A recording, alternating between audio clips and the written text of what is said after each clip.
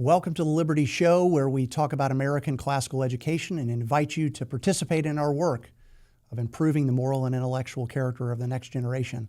I'm Matthew Kirby. I'm the CEO of Liberty Classical Schools, and our mission is to launch and support K-12 American classical charter schools that emphasize virtuous living, traditional learning, and civic responsibility.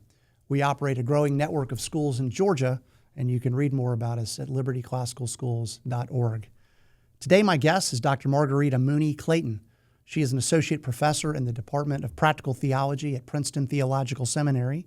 She founded the Scala Foundation in 2016, and she continues to serve as its executive director. Their vision is to restore meaning and purpose to American culture by focusing on the intersection of art, liberal education, and religion. She aims to renew culture by restoring beauty to liberal arts education. She received her BA in psychology from Yale University and her master's and PhD in sociology from Princeton University. She's also been on the faculty at the University of North Carolina in Chapel Hill, and Yale University, and Princeton University, and Pepperdine University. She's written a series of books, one of which we will discuss in our interview here in just a few minutes. And you can read more about her at margaritamooneyclayton.com. At the end of our conversation, Dr. Mooney Clayton has some very practical advice for students, for parents, and for prospective academic leaders and teachers. And I'm excited for you to hear my conversation with Margarita Mooney Clayton.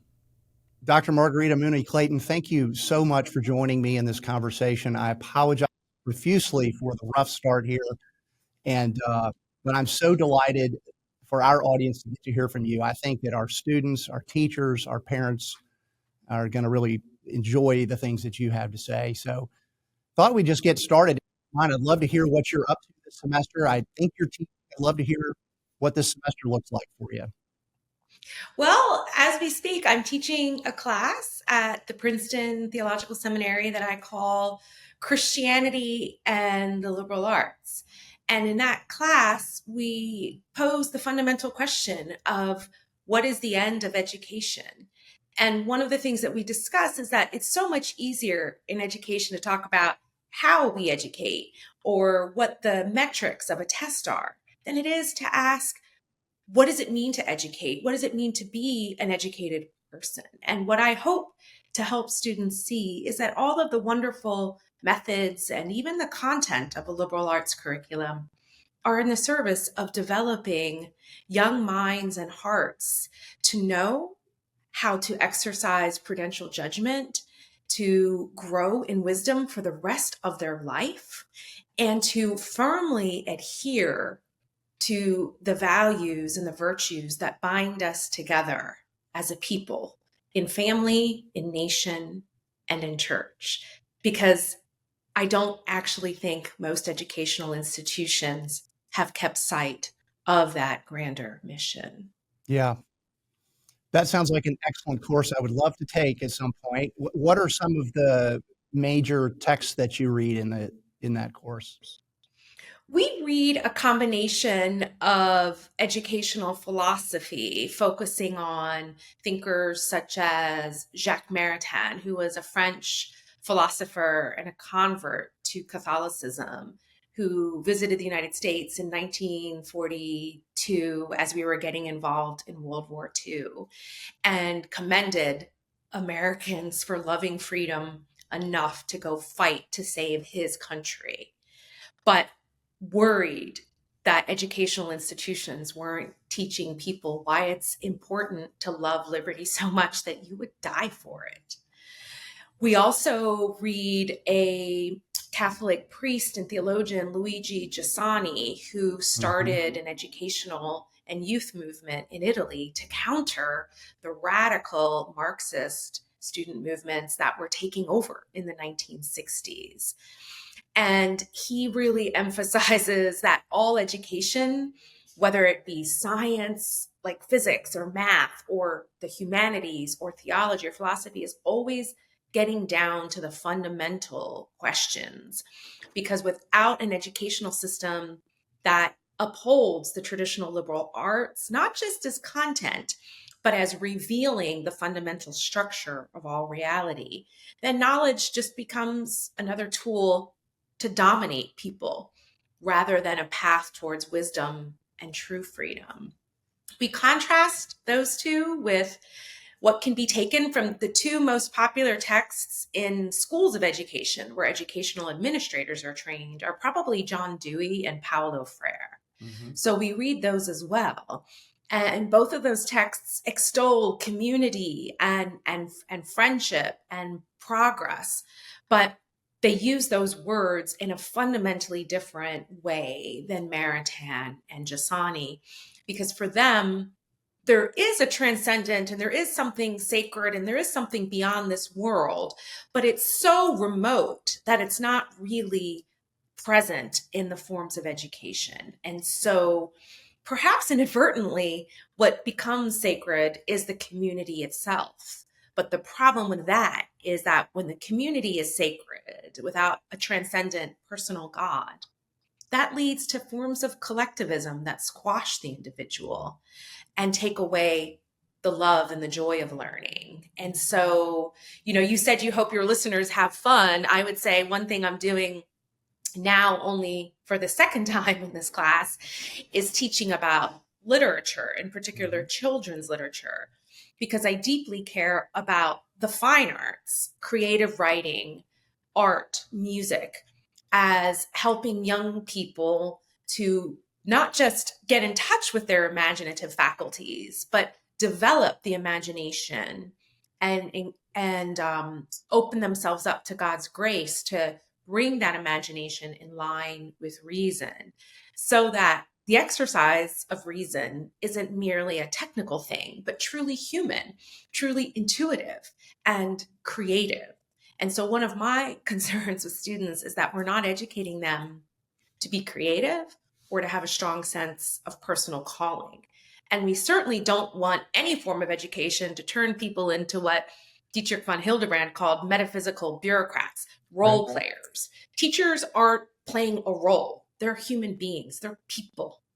Students aren't a collection of different identities from this race or that ethnicity. All of those things are a part of who we are, but we are whole. We have a being that is in communication with God, and all of those other particular identities are held together by that essential identity. And that is the most liberating thing for anybody to find out, I believe. That's really beautiful. You've touched on so many things we could dive deep into. I'm really interested to know what part of that course, and perhaps you're right at the beginning of it, and perhaps it is self-selecting in some regard, but I'm curious, what elements of the course do your students find surprising and new? And have they, as college students, and I don't know if it's a graduate course or undergraduate, but are these people that are coming into the course having given a great deal of thought of the importance or the aims of education, or a lot of these things new and surprising to them? Well, I have taught this subject matter both to undergraduates when I was at Yale, also to Masters of Public Policy students at Pepperdine University in a summer program, and to graduate students at the Princeton Theological Seminary preparing for educational ministry, whether that be in a Christian school or in a church or in a public school setting, but as a Christian educator. And I would say that most students, like most parents and most people listening to this podcast, don't sit around reading educational philosophy. I was educating and teaching for probably 15 years before I read any of this. Mm-hmm. But like my students, I came to this class when I first taught it with questions, because I suddenly found myself teaching at Yale surrounded by students who didn't believe in truth. And I just thought, but if you don't believe in truth, what are you learning? Right. And what's going to happen in the classroom? Does that mean anybody can say anything? Like, what makes anything true? And how does that lead to a meaningful personal life? And so what I saw was that there was this kind of combination of a denial that there is truth alongside really deeply personal unhappiness. And oftentimes, although there's no truth, incredible forms of censorship of other students and self-censorship. The journalists for the Yale Daily News told me they self-censored because of fear of retribution.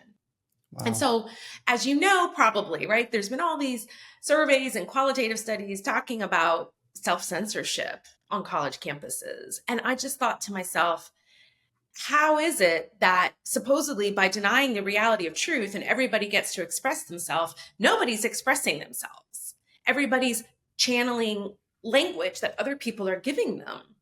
And when I began to read some of these works on educational philosophy, I thought, oh, this is kind of exactly what somebody like Neil Postman was worried about in amusing ourselves to death. Hmm. That if we replace truth with something, which is difficult, granted, these conversations are difficult, but if we replace that with something easy to sort of smooth things over, all we're doing is kind of entertaining ourselves and then really kind of lowering ourselves to more base desires.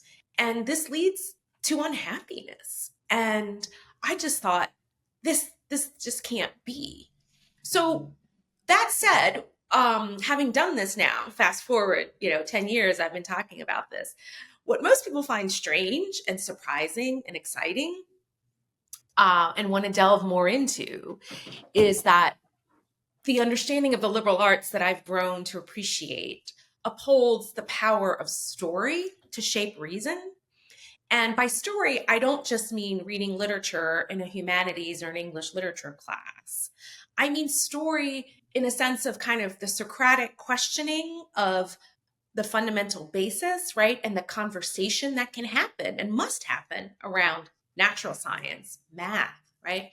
How exciting is it that we can discern natural order? And how exciting is it that we can observe gravity? All of us live in a world with gravity. That's actually pretty cool, you know? And what does that tell us about the order of the world? And so science education shouldn't be simply like repeating a process in a laboratory. There's a questioning and there's a story to be told.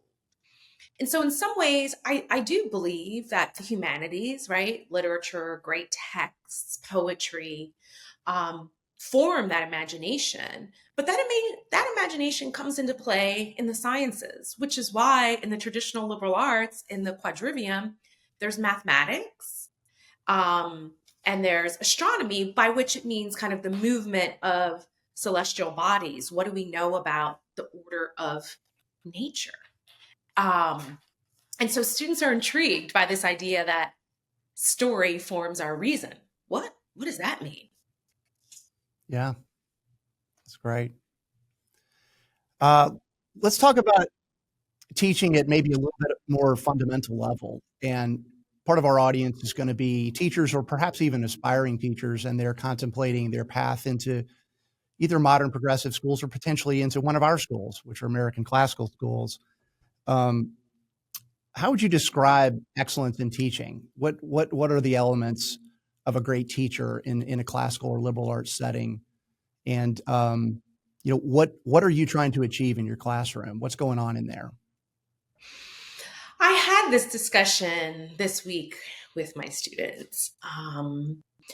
And I think the most important quality of a good teacher, and this certainly applies to me, is somebody who has what one author we read named Chris Higgins calls ripeness of self, who himself or herself has gone on this journey of self cultivation and of always being in touch with the desire to communicate knowledge and to connect to other human beings.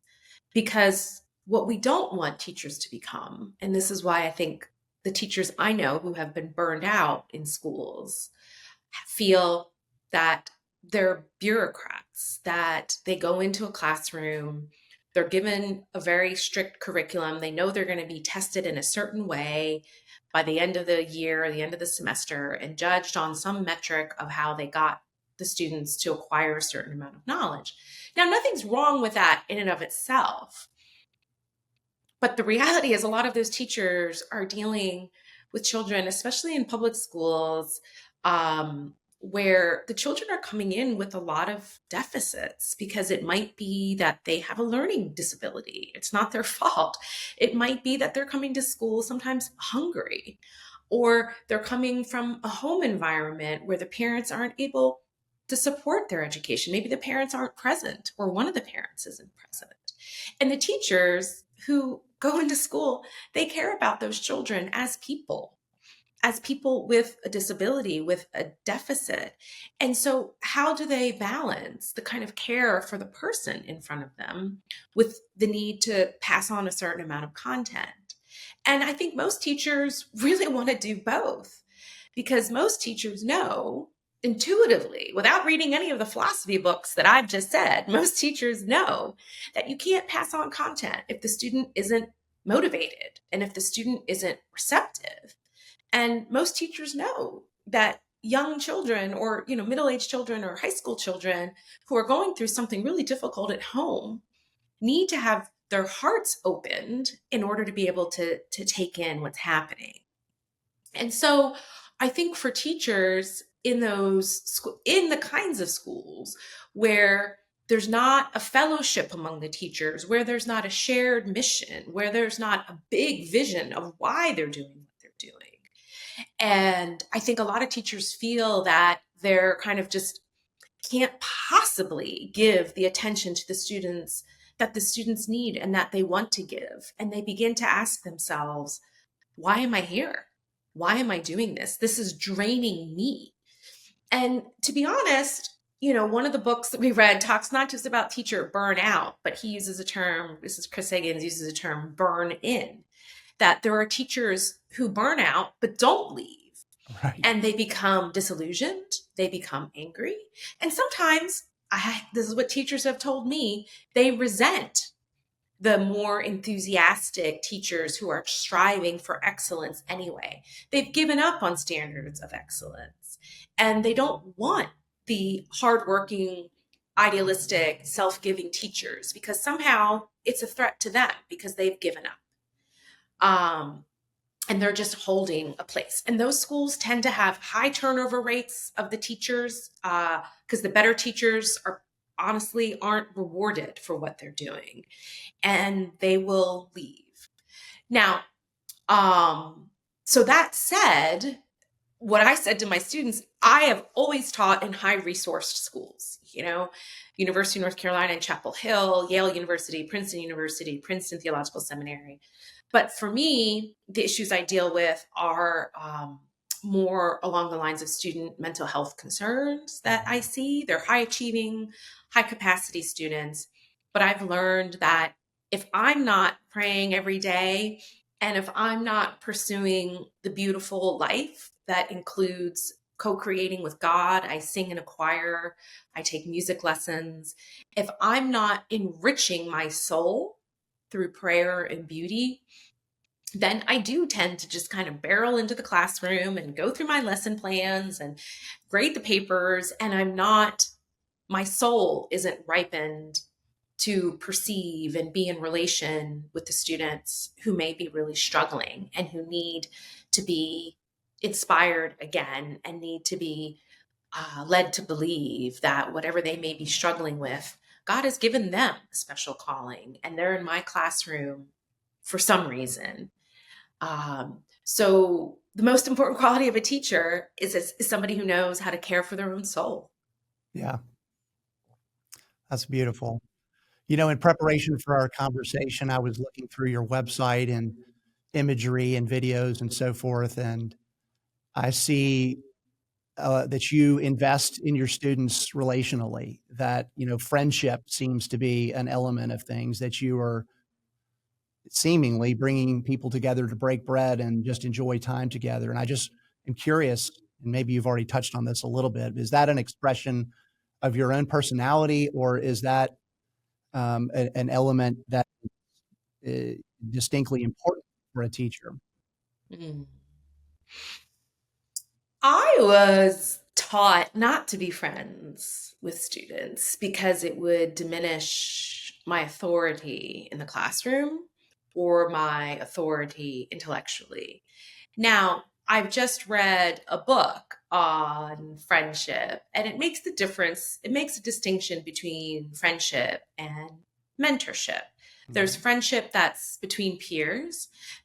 There's some kind of a friendship, let's say, between a parent and child, but we have crossed a boundary if a parent is a friend to a child as if a peer. And I would say similarly, a professor or a teacher is more akin to a mentor friend. And what I mean by mentor friend is that you want to pass on wisdom, and the student understands that you have something excellent to share with them that they're seeking. But the manner in which you do it is personal. And what that means is that you get to know a little bit about them as a person and about their strivings, their desires, their personalities. And I cultivate that kind of, mentorship, friendship, yes, through meals at my house, through even just a field trip, 20 minutes away where I'm riding in the car with the students. They begin to reveal the deep questions of their life. Like, how am I going to deal with the fact that, my brother is now fallen away from this faith that we both used to share, and I want to bring this to him? Or I come from a community in the rural South where, the levels of heroin addiction are so high, and my cousin just overdosed. And how am I to be a student and a pastor and a teacher when my family is dealing with this tragedy? And then I begin to see what journey they're on.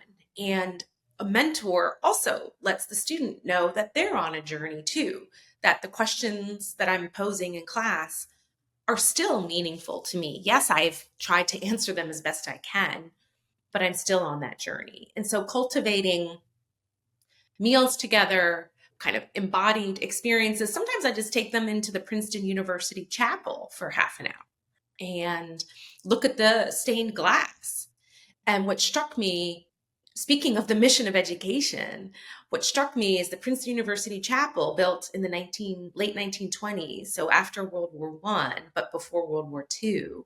And then, more things have been added, but there's a big engraving on one side of the transept, and it's carved into the stone, and it says, "You shall love the truth, and the truth shall set you free." And it had the banners of the universities from which the first presidents of Princeton University came. And then, you know what it had on the other side, Matt? It had an engraving that said, "And he who loves the truth will persevere to the end." Mm. And above that engraving were stained glass windows of martyrs, people who died for the love of the truth, like St. Thomas Becket. And then below that engraving, they added on later, but they added on the names of Princeton University graduates who gave their life in World War One and World War II. Yeah. So the fact that the university chapel is a memorial of Christ's suffering and death, but also human suffering and death for ideals of justice and liberty, was sending a message that human knowledge is important. And it's important because it leads us to love the truth so much that we're willing to die for it. And those engravings are right next to the spot where I was going as a graduate student to pray, and where I still go to sing in the choir, in the undergraduate student choir. And I just thought my heart was being shaped in prayer to love the truth so much that I will persevere and seek it, even if it costs me. Now, most of us are not going to be physical martyrs. We're not going to go die in the military, most of us. Some of us listening maybe, or maybe we have children. My father fought in Vietnam. My mother fled Cuba, and family members of hers were killed there. Now, but most of us are called to the everyday martyrdom and dying to self, which is dying to pride and dying to the need for education to be a form of affirming every identity and emotion that I have, so that we can actually form those intuitions and those instincts into something grander, and learning to live and follow our calling, even when it costs us in terms of reputation or money or prestige, other than physical survival, most people care about their pride and their reputation. Yeah. You've touched on something a couple of times, and I know it's a big part of your thinking, and that is in the area of beauty and the arts. Um, One of the things I observe a lot in my own life and in my friends and in the students and employees and everybody in our circles is we're all pretty enamored with the entertainment options around us these days, including the medium like the one we're producing right now. It's pretty easy to be a consumer of things that are artistic and to be drawn in and to sort of conflate that consumption with happiness when it's actually probably the participation and the production and the creative work itself that is probably more likely to lead us in the direction of happiness. I love how what you just said a few minutes ago about your own teaching sort of comes out of a, when you're in the best place, in the best place, um, personally and in your own soul, in part, in your case, perhaps by teaching, but also through singing in a choir and participating in all that. I guess I just wanted to get you to talk a little bit about that balance and, how do you think about that? And do you observe that challenge in students that you're teaching as well? Oh, absolutely. So when I first began teaching on the liberal arts, I had a guest speaker, George Harn, who's a musicologist. He's now president of Christendom College.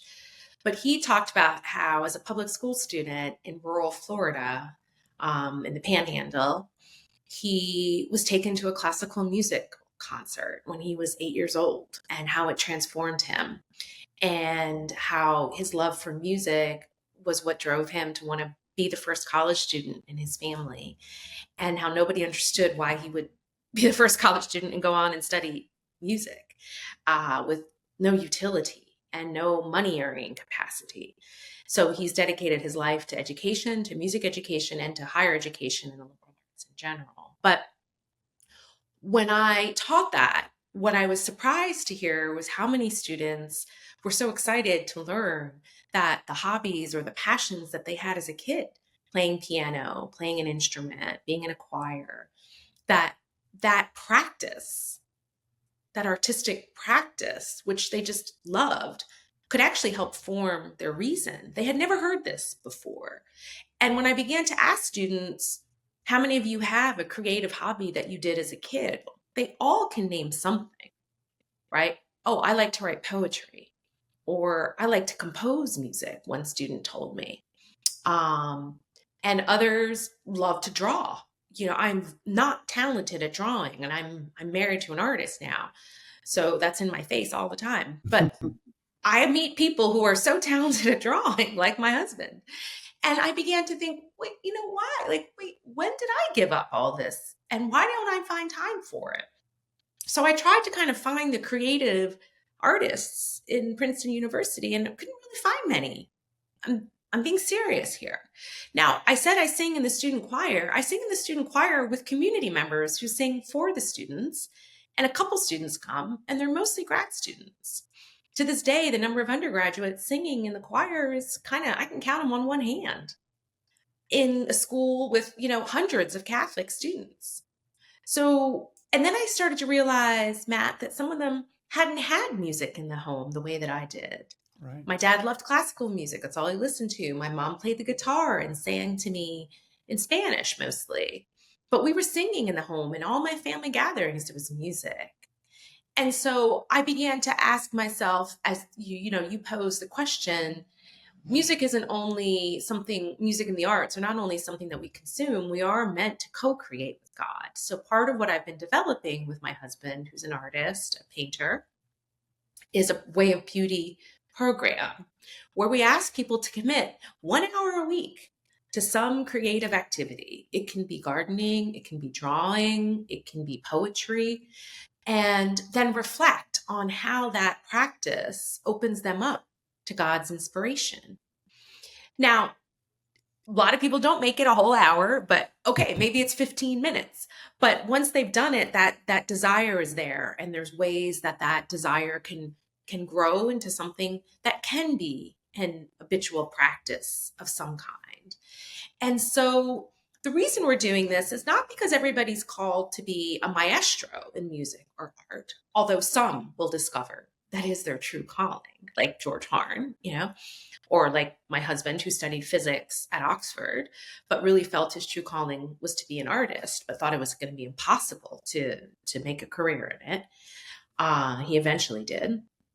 And what I've noticed is how the students who do practice something creative have a source of joy in their life. Um, and it's not that the creative practice is now, let me shut off my analytical brain and I can just have a free expression. We want people to actually try to master that art form. So learn from a master. I have a master teacher in music, meaning he has degrees in music and music education. I'm learning from a true professional. And then when he came to our house, when my husband's brother was here playing music and my niece was here, who was only 11, we joined in with the professional musicians and had a jam session at the home. So there's a place for learning from the professional and elevating your game, and there's a place for kind of community participation and expression. It's not either or, but let's not forget the professional formation. And I've seen that most people, if you encourage them, would love to be doing something like this, would love to have the time, but they don't value it. And I think they don't value it because our educational system doesn't value it and because our culture doesn't value it. We value technological skills. Um, and but if you talk to the greatest inventors of technology and science, they've been profoundly shaped by beauty, by observing the natural world, by listening to patterns in music, and then they transpose what they've observed and heard in nature and felt. They transpose that into a material object like a computer, like an iPhone, like all these devices that we like using because they're convenient and look nice and draw us in. But let's not confuse the like plastic and computer for the thing that it's modeled after, which is God's creation. Yeah, yeah, that's right. On this topic of beauty, you've written many books. One of your books, more recently, The Wounds of Beauty, has, to me, a very provocative title there. We typically think of beauty as being something that brings us comfort and joy, but you describe it as being a wound. How does true beauty wound us? And why is that wound ultimately good for individuals and even for society at large? Well, I picked that title, as you picked up on, to be provocative because too often beauty understood in the classical or Christian sense has been transformed for most people into something that's mere attractiveness. But true beauty is something, yes, that captivates us, but also that draws us towards something. And it's that paradox of the simultaneous attraction. So we see something good in what we're observing, but also perceive that there's a greater good that we're not able to obtain. So it's kind of like that feeling of being simultaneously in awe and overwhelmed, let's say at the beauty of a sunset or the beauty of a concert or an amazing masterpiece of art, like the first time I went to Florence, Italy or something. And you know what you're sensing with your eyes or hearing isn't going to last. And that there's something even greater. There's a sign, it's pointing to something greater. And so beauty is the attractive, the good that wounds us in a sense that it just augments that fire in us for more of what is true. Beauty is the radiance of God's truth into the world.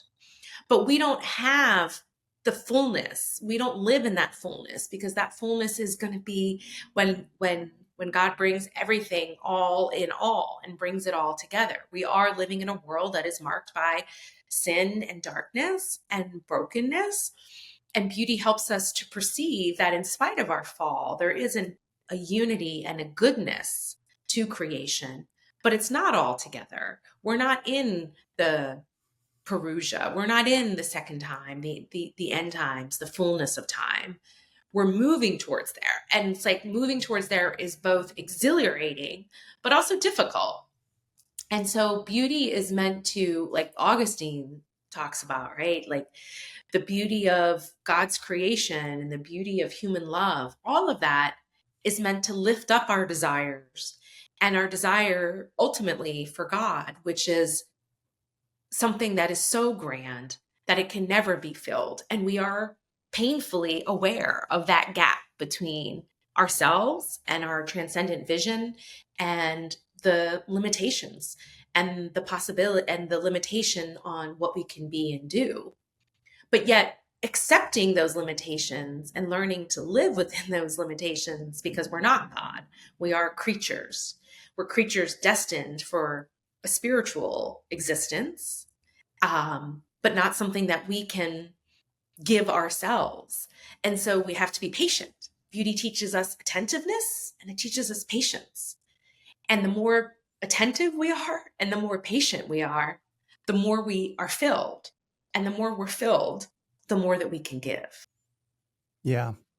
To me, it's pretty straightforward to connect that back to the essential activity that occurs within a classroom that, to me, some of the greatest teachers have inspired me with beautiful things, across a whole host of domains, whether that's in the humanities or in the natural world.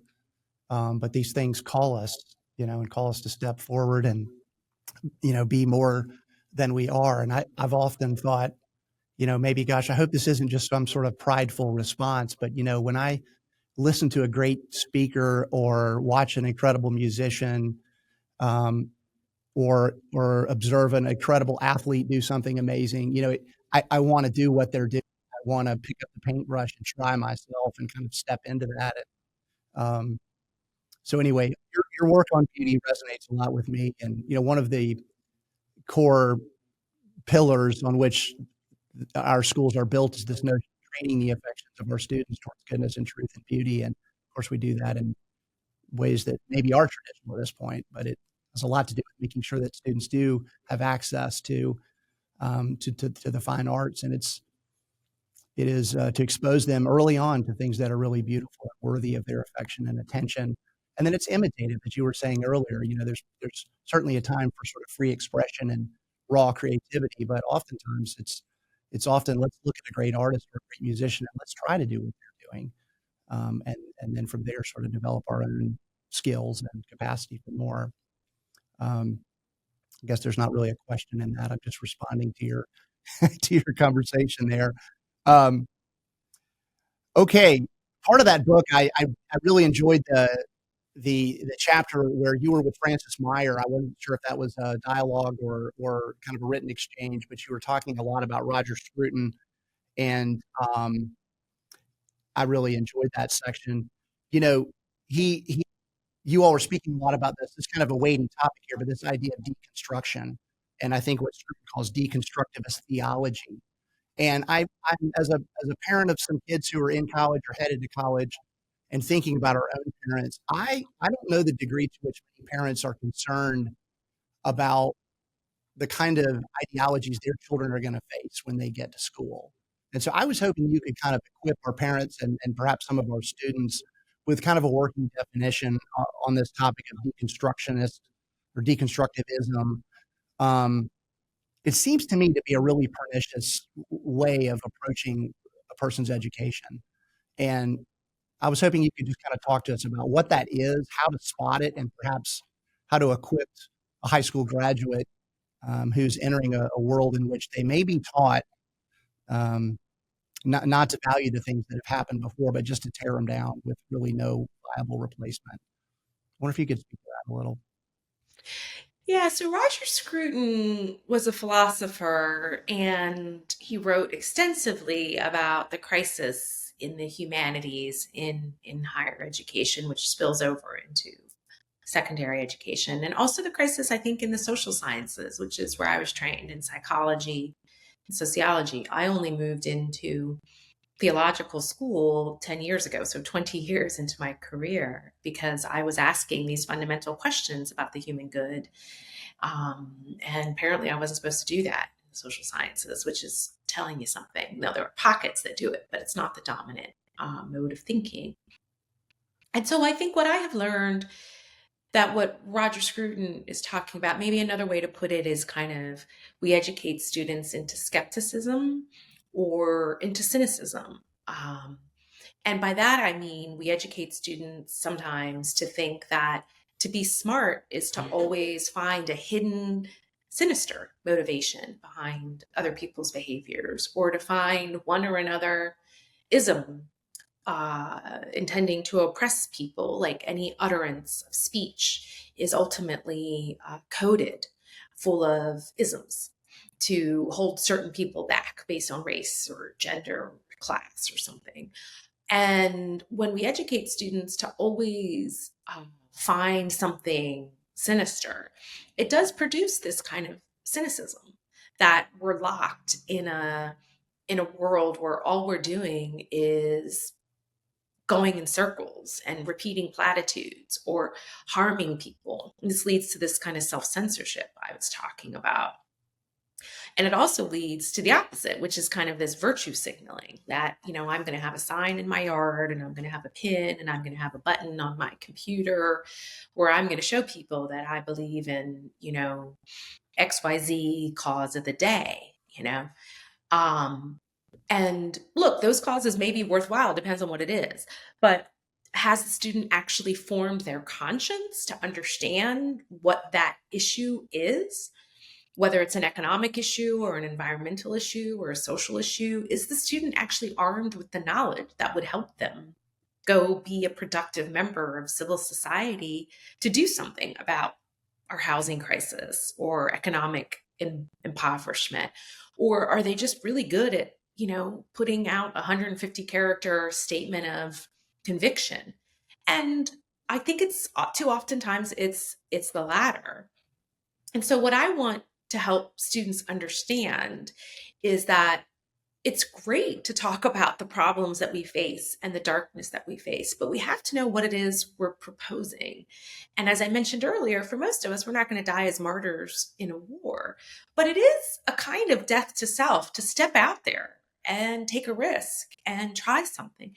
You're an entrepreneur, Matt, you've run businesses, you're starting a collection of schools, and not everything any entrepreneur has tried has worked.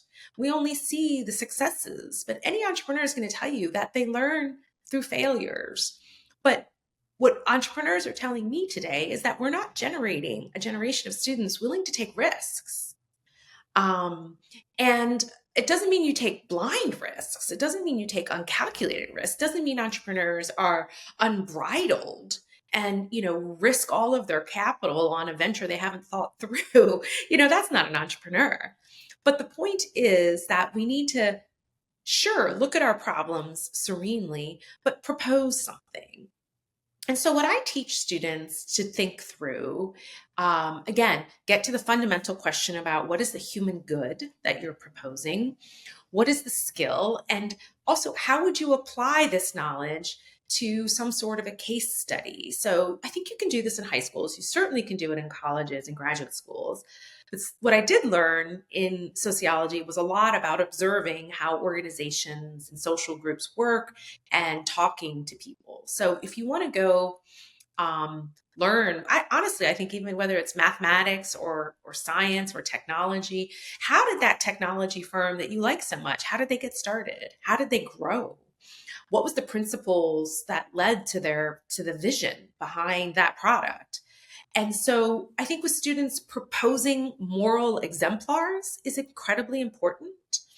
And that, again, there are moral exemplars in technology too, because we need to know which technology is being used to further the human good, not destroy us, right? So educating students rather than being cynical, Bill Damon, an educational psychologist at Stanford, talks about the importance of moral exemplars. And this is just a fundamental part of who we are as human beings. We can't help but create moral exemplars. Now, we don't want to idolize the wrong people or idolize a superstar. But frankly, if you ask students today who their idols are, they're mostly going to be athletes or entertainers. But how many people really understand the struggles and the vision of the great entrepreneurs or the great founders of this country? or the great heroes who started, the nursing system in the Civil War, right? The great women who founded schools, who developed methods of education. We need our students to encounter a living embodiment of the tradition and the values that built this country, of the men and women who sacrificed time and blood and effort to give us this beautiful country. So I often teach about the people who wrote the books. And I think biography, again, story, having students interview their grandparents, maybe, who come from a different country or grew up in a different time, but having students through story, through biography, encounter a living embodiment of the virtues and the traditions that we believe in. And they will see that cynicism and skepticism are not there. Struggle, for sure. Challenges, absolutely. And so for parents who are worried, I would say keep your kids connected to reality and to people.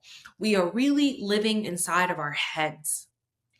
And students who are always on their devices, alone in their rooms, and aren't out with people are not learning the fundamental human skill of relating to people and learning from people.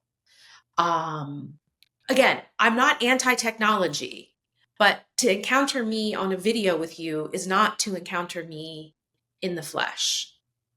So I love that ideas can spread like this. I'm delighted to do this, but this doesn't replace the personal witness that people are so hungry for. Um, and there are lots of ways to do this through connecting students. I would say the other thing we want to encourage everyone to do through our Way of Beauty Fellowship is also to do 1 hour of service a week. I know schools talk a lot about service, and service doesn't have to be going far away or doing something big. But what if every high school student committed to 1 hour of service? That could be visiting a sick neighbor. That could be walking somebody's dog. I mean, that's actually kind of fun. But that walking somebody's dog who needs it, right? Who needs help. Who do you know who needs 1 hour of your personal presence this week? And what can you do for that person? And look, I talked to a friend whose daughter did get into a good college, but she gave up all of her volunteer work and all of her reading to just do test prep.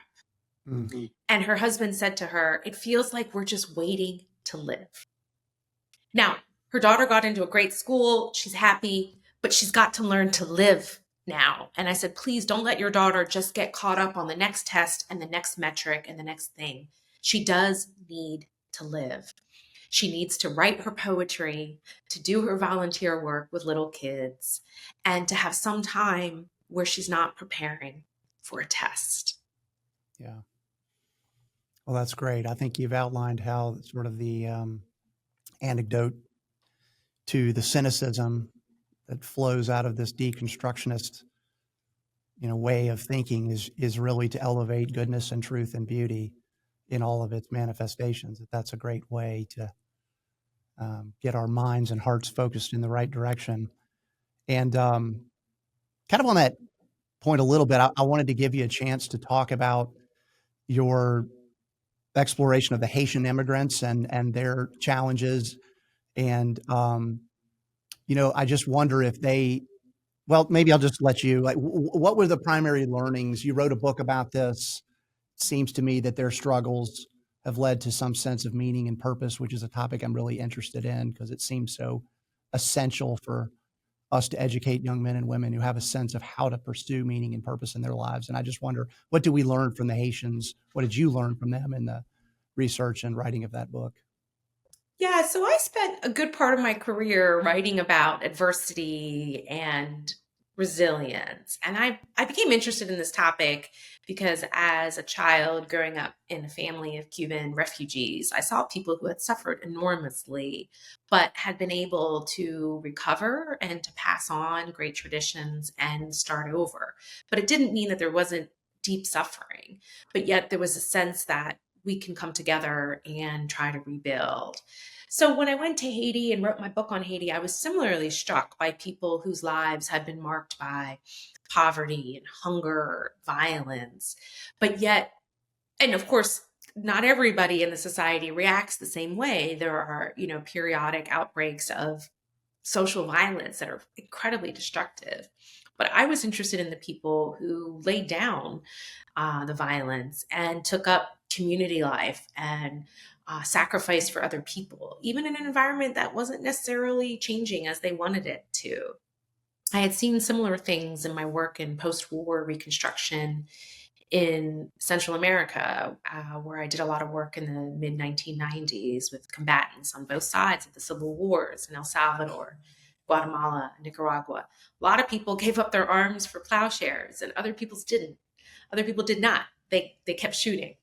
So I wanted to understand what it was that led people to say no to violence and to say yes to peace and to love.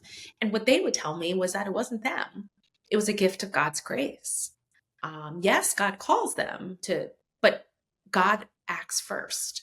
And although I was raised a person of faith, I was raised Catholic, still Catholic, I kind of still had a sort of American, me centered idea that, God's given me these gifts and now it's mine, I'm using them. I had this sense of autonomy. And the people I met in Haiti or in Central America, they didn't have this sense of autonomy. They had this sense of dependence on God and an incredible gratitude. Now, that doesn't mean they didn't want radical political economic change, but they weren't determined by their environment. That's what I want to say. People are not determined by their environment. Doesn't mean they're not shaped by it. I didn't say that, but they are not determined. And we can't help people to better their environment unless we know that. And unless we believe that fundamentally we have something to share. And so if we want to help people who are in a difficult environment, we have to be able to connect with them personally. And what I learned from impoverished people in Haiti was that they didn't want my help or my skills if I didn't love them, because then it feels demeaning. And they care more about their sense of purpose and worth than about my money or my skills. Now, can we come together and build something beautiful? Now that's a different question. But they have skills and they have resources because they're human beings. And they didn't want to be treated as people who just needed to be transferred something. And that was a humbling lesson for me. And I began to realize that there's this kind of dominance of like the culture of the experts, of which I thought I was one without realizing it. And that ultimately what human life is about holding on to dignity and meaning and purpose. And people who have that are the best employees, are the best poverty fighters, because they can take and apply and make judgments with the tools and the resources.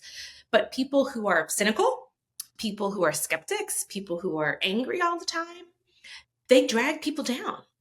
They do the opposite. They drag people down. And so in any society, whether it's a family or a school or a civic community or a nation, sadly, because of sin, I believe, you're going to have people who are mired in negative habits that possibly have been formed on them because of their environment. But they could, with help, choose to get out of that. And other people who are heroic and live the supernatural virtues of faith, hope, and charity to an excellent level, who have human prudence, who have courage and perseverance. And those people, they don't actually have to be a lot of people to change the environment, because love is stronger than hate, And so what I realized is that you don't need to change everybody. You need to support the people right around you. You need to support the people who are receptive to what you have to offer, and they're changing you too. And when you enter into those relations of mutual dependence and striving towards a higher purpose, you can bring others along. And that to me was absolutely amazing, that the real engine of change in a society is a human person striving for God who knows how to work with other people. And then, wow, things can really change. And so it's not, I know a lot of people listening to this podcast are like, but these classical schools cost a lot of money, or, going to college costs a lot of money. Money doesn't solve all these problems. Hey, look, I'm not saying it can't help, but it's actually not the fundamental thing. And I work with groups of classical educators that are bringing classical education into prisons, that are bringing it into after school programs. I'm going to an after school program this week called Niansa. I think their annual budget is less than $1,000 because they're working with volunteers who teach public school kids twice a week how to read, Odysseus, how to read African American classics. And they're not looking for money. They're looking for dedicated teachers, 2 hours a week, who will pass on these great traditions because they love these kids and because they love the truth. And so, look, in education, the problem never has been, Matt, I don't think, about defining what are the excellent texts and resources and what do we teach. If we sit down, most people know. We can broaden the canon, we can bring in more recent writers, but it's not about what we should be teaching. The problem in education is a human problem. It's a problem of lack of motivated teachers. It's a problem of bored students. It's a problem of people who've lost that fundamental eros, that fundamental drive for greatness. And this country, I think, is great. It's helped my family recover from the evils of communism. My father risked his life in Vietnam to defend this country and came back a wounded warrior, at least wounded morally and psychologically, but he believed in what he was doing. And so I'm so passionate about this because I know what tyranny looks like, having been to Cuba, and I know what poverty looks like, having been to Haiti, and I know what war looks like, having been in war zones and having had my life threatened and facing severe fear in those places.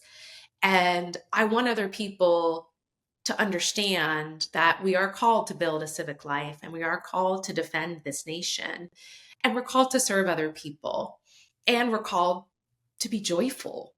And all of those things are possible, Matt. And I want teachers and parents and students to believe once again that a joyful, meaningful life is possible.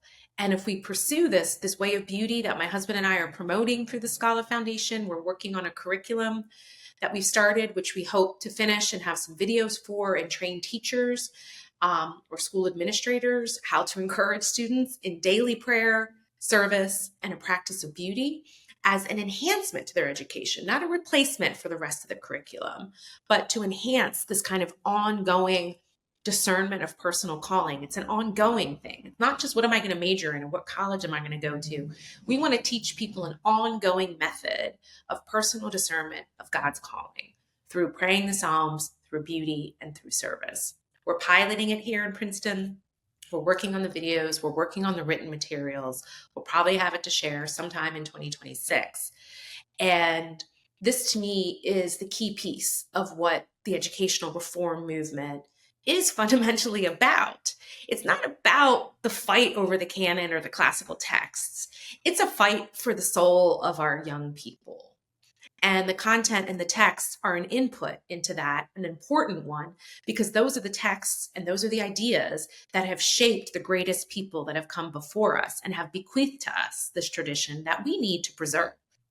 And this is what I think the educational movement is about. Most people come to classical schools, as I said, because of the problems of anxiety and depression and cynicism, and they're looking for some sort of solution to get out of this cynicism, this negativity.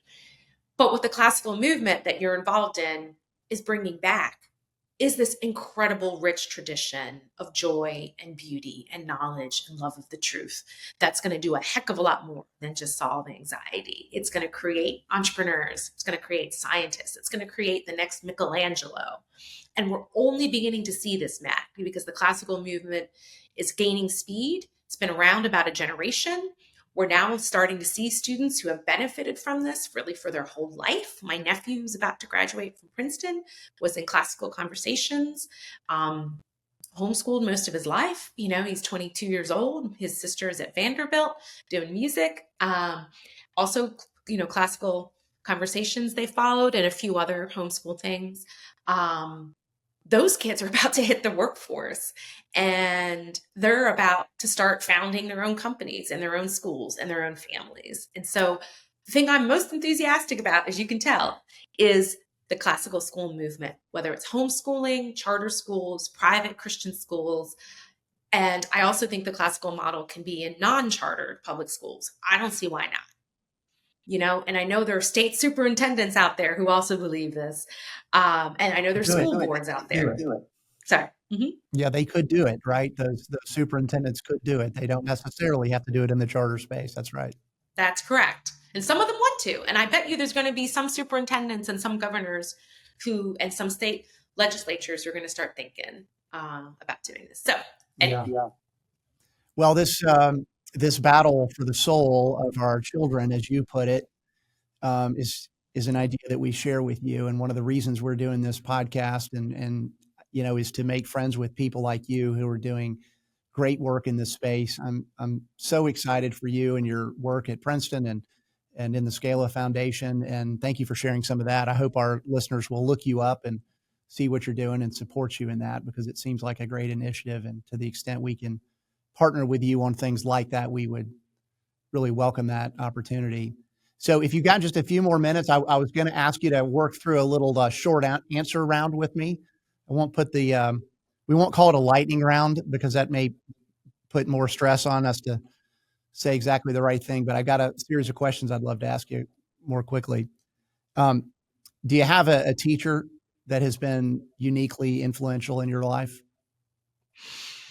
I remember very well my 8th grade speech and debate and literature teacher, Mrs. Emerson, and she taught me oral communication skills and the love of literature. And I enrolled in a competition, and I played Joan of Arc and gave her a speech before she got burned at the stake.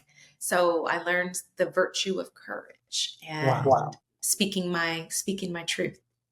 That's awesome. Speaking the truth, I should say. That's awesome. You may have already shared with us this answer, but what is your favorite hobby outside of your intellectual and teaching pursuits? Singing. Singing, okay. How about a classical or historical figure who has inspired you the most? I go back most often to Augustine, in part because we know so much about him and because my neighbor, Peter Brown, who is in the the Wounds of Beauty book, helped me to understand Augustine. Okay. How about a specific book that has shaped your point of view the most? I have to say, I really loved Friedrich Hayek's Road to Serfdom, because it describes the pitfalls of collectivism, I think, very, very well. Okay. In this age of distraction, how are you doing? How have you developed practices to maintain and restore your attention to the right things? I try to limit technology and not constantly respond to all of the things. I don't have social media on my phone. I don't have email on my phone. So I create some separation, and I've signed up for, voice lessons and choir and spend more time cultivating beauty in my own life. Okay, excellent. I would ask you to share some advice with parents. What is your best advice for raising strong, resilient high school graduates?